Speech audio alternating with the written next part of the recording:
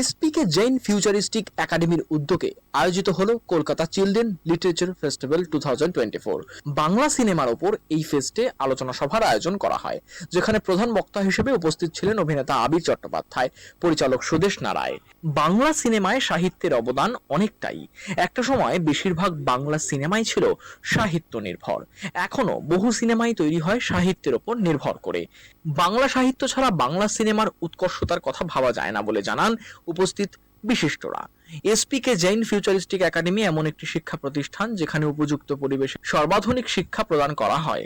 বাংলা সিনেমাকে সকলের সামনে তুলে ধরতে তাদের এহেন উদ্যোগকে সাধুবাদ জানিয়েছেন সকলে। না, জৈন ফিউচারিস্টিক একাডেমিকে আমি ধন্যবাদ জানাচ্ছি যে ওরা যেহেতু ওদের নামের মধ্যেই দেখুন ফিউচারটা তো আছে, এবং ওরা ছোটদের নিয়েই তো কাজ করছে ওদের স্কুলে, এবং সেখানে এই সময়কার যারা যারা এখানে আছে শুধু পড়াশোনা নয়, পড়াশোনার বাইরেও অনেক, এবং সেটা আমরা তো ছোটো থেকেই দেখিয়েছি যে শুধু পড়াশোনা নয়, পড়াশোনার বাইরেও অনেক কিছু আমাদের শিখতে হয়, জানতে হয়।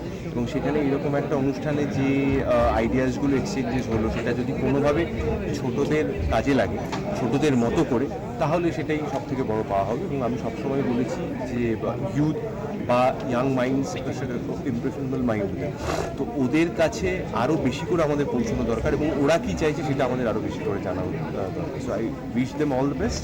যারা ছোটরা আছে ওরা বড় হোক, আনন্দ করুক, ভালো থাকুক, এবং তার সঙ্গে সঙ্গে যেটুকু শেখার সেগুলো শিখেও। Bureau report, channel 10।